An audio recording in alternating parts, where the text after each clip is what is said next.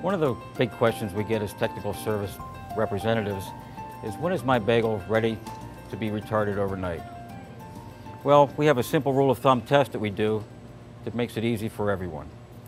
What we have in front of me here is some bagels that are ready or that are already proofed, and some bagels that are not quite proofed. You can see the difference in the size. And what we're going to do now is just, we'll call it a cold float water test. What I'm going to do is drop in a bagel that has not been properly proofed, and we're going to see it sink to the bottom and not resurface.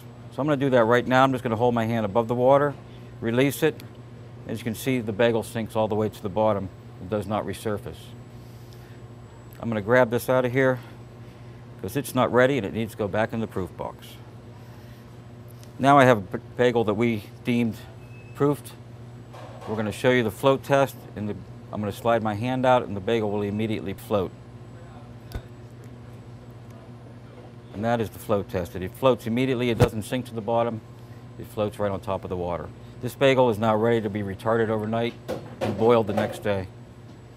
So regardless of what kind of operation you have, whether it be boil and bake or steam in a rack oven, this is a great rule of thumb to use to see whether your bagel is properly proofed and ready to be boiled or steam baked the next day. Okay, now that our bagels have been retarded overnight, we're going to start the boiling process.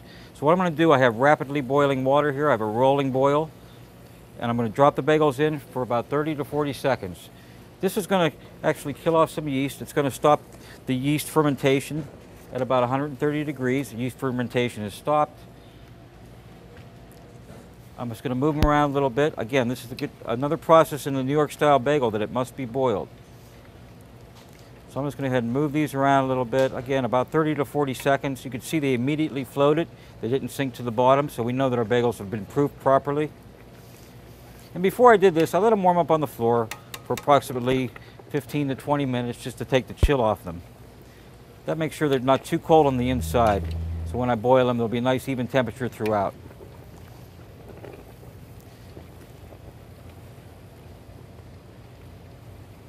Okay, you can see they're all rapidly boiling. I'm going to start fishing them out now with my strainer.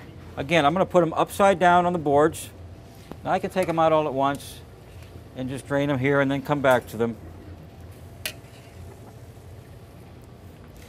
But the main thing I'm trying to look for here is to soften up the crust a little bit. This allows the crust to expand without bursting or tearing when they go into the rack or the hearth oven, I'm sorry.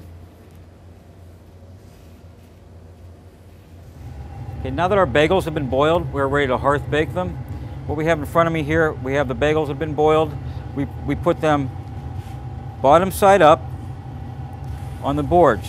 I'm going to put them in the oven now and explain a little bit of that process.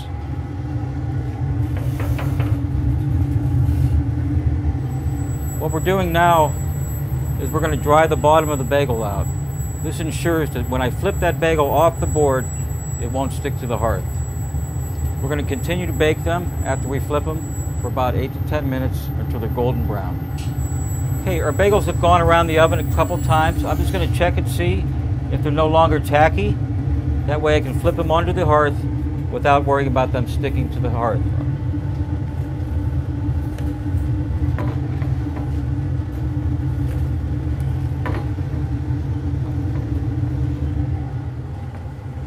Now that I've done that, I completed the last step of the New York style procedure.